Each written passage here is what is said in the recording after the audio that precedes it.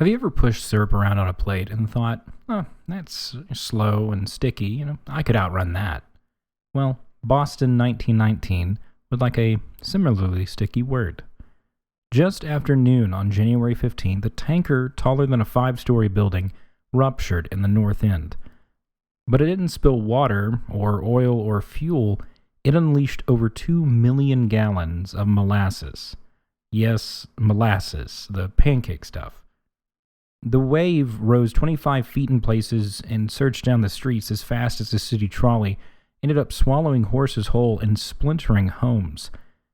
The total, 21 dead and 150 injured. And a neighborhood buried under a disaster that sounded so cartoonish until you looked at the actual casualty list. So yeah, sometimes history gets weird, but it's also tragic, and in this case, sticky. This is the story of Boston's Great Molasses Flood, when a dessert topping became a disaster, and when America learned the hard way that physics doesn't forgive bad steel or bad decisions. Let's get into it. Now, before we dive into collapsing tanks and sticky avalanches, let's zoom out and talk molasses itself. Not just because I enjoy saying the word molasses, it's a very funny word, molasses. But if you're picturing a little jar in your grandmother's pantry, you're not quite there. Now, molasses comes in types. First, you have light molasses, a byproduct of the first boiling of sugarcane juice, sweeter, golden brown, and used in gingerbread cookies. Then you have dark molasses. From the second boiling, it's richer and heavier, and it's the backbone of Boston baked beans. Finally, you have blackstrap molasses. It is thick, bitter, nutrient-rich, and made in the final boiling. Hardly sweet at all. In modern times, it's mainly just animal feed or fertilizer. Now, what sat in that Boston tank was mostly industrial molasses, not meant for cookies or baked beans, but destined for fermentation. Once distilled, it became industrial alcohol, fuel, solvents, and, most importantly, during World War I, munition. It was a war work disguised as a sweetness. So if you're hoping that it was just an overzealous maple syrup festival gone wrong, sorry. This was a weapons-grade breakfast topping. So why was there so much of it in Boston?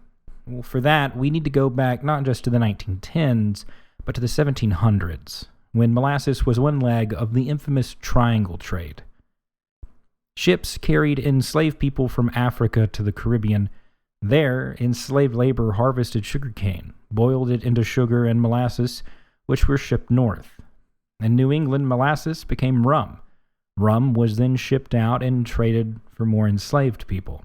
The cycle was horrific, and molasses was at its core. Boston's economy from the 17th century forward was tied to molasses. Distilleries lined its wharves, and by the mid-18th century, John Adams was already calling molasses the, quote, sinews of the New England trade.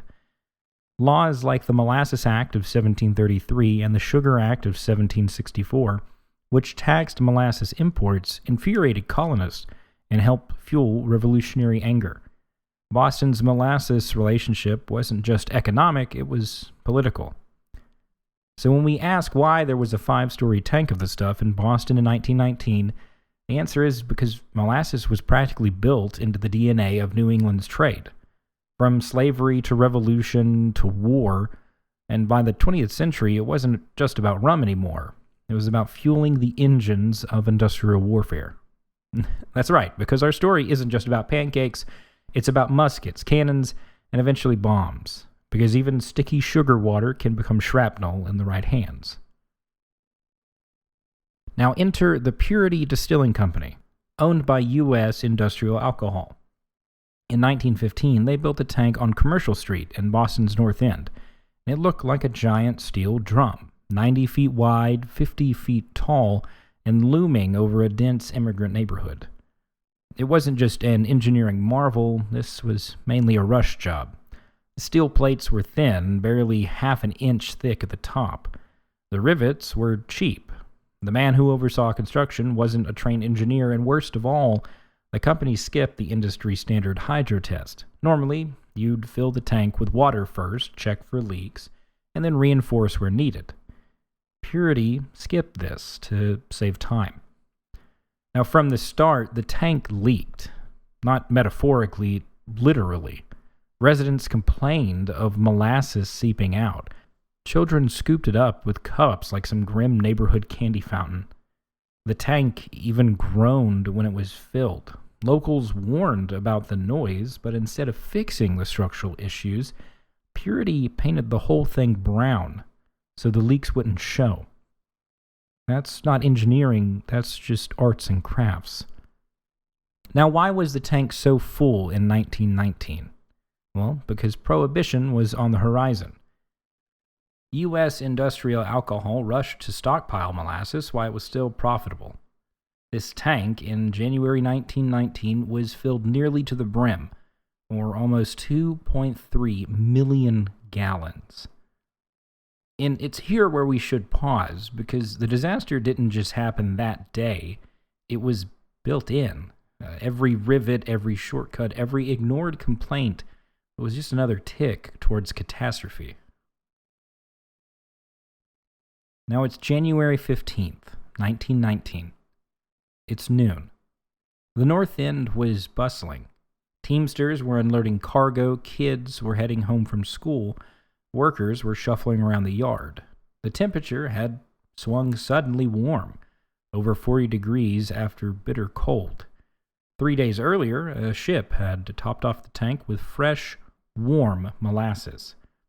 Now inside, the warm molasses sat on a cold, thick syrup. Fermentation gases bubbled and internal pressure climbed. The steel groaned. At 12:30, witnesses heard a crack, and then a rapid-fire pop, pop, pop of rivets shooting out like bullets. The tank had split open, and a deafening roar followed. What came out was a wave, about 15 to 25 feet high, that surged down Commercial Street at 35 miles an hour. Imagine 2 stories of syrup moving like a freight train. It smashed homes, flattened wagons, and shoved a truck into the harbor. The elevated railway shuddered as steel girders bent under the pressure. A city firehouse was ripped from its foundations. Horses drowned essentially where they stood. One boy, Anthony DeStasio, was carried through the torrent, tossed like a rag doll until he blacked out. Now, he survived, but many others didn't. 21 people in total were killed, 150 injured. The injured included children, dock workers, firefighters, and neighbors who just had no chance to escape. The molasses isn't water, it's thicker and heavier. Imagine you're drowning in glue. That was the North End's nightmare. Survivors described being suffocated, noses and mouths filled, unable to move their limbs. Some died pinned under beams, trapped by molasses that cooled and hardened around them. Now, it's easy to laugh at the name, the Great Molasses Flood, but that day, laughter wasn't possible. It was death by sweetness, by negligence, by physics. When the wave passed, the rescue began. First on the scene were 116 cadets from the Massachusetts Naval School. They plunged into knee-deep syrup to drag survivors out. Police and firefighters hacked through debris. Nurses turned nearby buildings into hospitals. But it was brutal. The molasses cooled quickly, thickening by the minute, and even rescuers got stuck mid-stride, sometimes abandoning boots just to keep moving forward. Horses screamed, unable to escape, and many, unfortunately, had to be put down. Bodies weren't all recovered immediately. Some were found days later, encased in hardened molasses, similar to mosquito in amber. Families waited in anguish, hoping, praying that their good hopes would come true. Now then came the cleanup. Crews sprayed salt water from fireboats, sand was dumped, and the harbor turned brown. Workers tracked syrup everywhere, into homes, telephones, streetcars. One paper even said, "Everything a Bostonian touched was sticky." which is probably the worst tourism slogan in history. The smell lingered for years. Locals swore by it. Hot days in the summer in Boston brought back the sweetness. Whether true or psychosomatic, the story stuck, just like the molasses itself. Now, the good news from all this is the lawsuits came very fast. Over 100 claims rolled into one of America's first class action suits. U.S. Industrial Alcohol's defense? Sabotage. They claimed that anarchists had bombed the tank. Now today that may seem a little far-fetched, but in 1919 that sounded a little bit more plausible. The Red Scare was very much raging, and mail bombs had been sent to officials. Fear was high, but the evidence just wasn't there. No explosive residue, no witnesses. Instead, thousands of pages of testimony painted a clear picture. Thin steel, poor rivets, skipped tests, and ignored warnings. After 5 years, Auditor Hugh Ogden's 3,000-page report declared the truth. The company was negligent. The flood was their fault. The settlement ended up being about $628,000. Each family's victim got around $7,000. Millions in today's money, but no amount could replace these lives. And no, there was no molasses-flavored coupon book attached. Now, this case was historic, and it ended up setting precedent for corporate liability. It helped usher in stronger building codes, inspections, and the professionalization of engineering. But notice who paid the price first. Immigrants, laborers, and the working poor. Corporate shortcuts, neighborhood consequences. Some things in history never really change. Now, we'll dive deep, pun not intended, as to why the wave was so deadly, and it is just simple science. Now, molasses is dense. It's heavier than water, and when 2 million gallons surge out, gravity just did the rest. It's also non-Newtonian, which means its viscosity changes with temperature and stress. Warm molasses moves fast. Cold molasses stiffens. At rupture, the warm top layer gushed out at 35 miles an hour, and streams helped just funnel the flow. The victims had no chance. Then, Boston's warm winter air cooled it to a sludge, trapping the survivors. Later, engineering analysis showed that the tank steel was just also brittle, with low manganese content. The rivets were poor, and plates were just too thin. Stress cracks spread until, bang, the whole thing ripped open. Think of it as ketchup in a bottle. Sometimes it doesn't budge, sometimes it surges. Now, imagine that multiplied by millions of gallons aimed right at your neighborhood. That was Boston in 1919.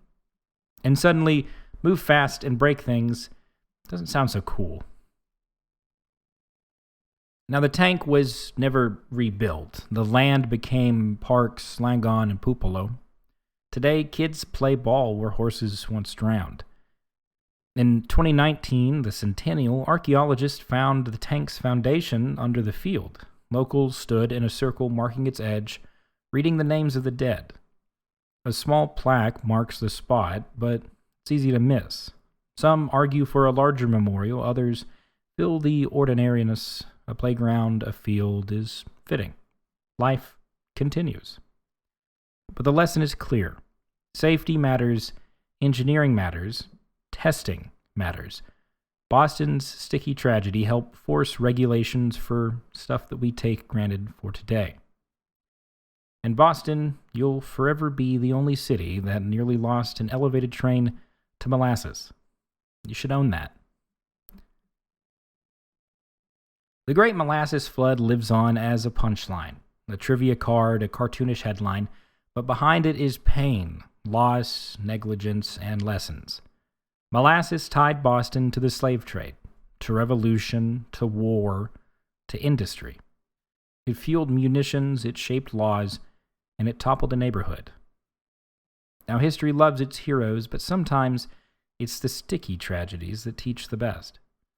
So the next time you drizzle syrup, remember, in Boston, molasses didn't crawl. It charged. It killed. And it left a legacy. One written not in sweetness, but in steel, law, and memory.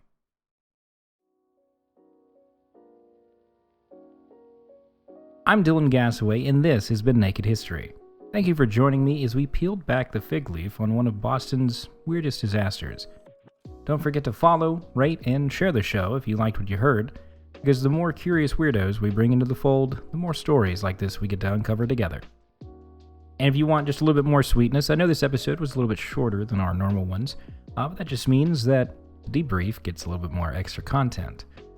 In there, we'll talk about some odd stories, some urban legends, and even some lingering molasses jokes that bubbled up in Boston for years afterwards.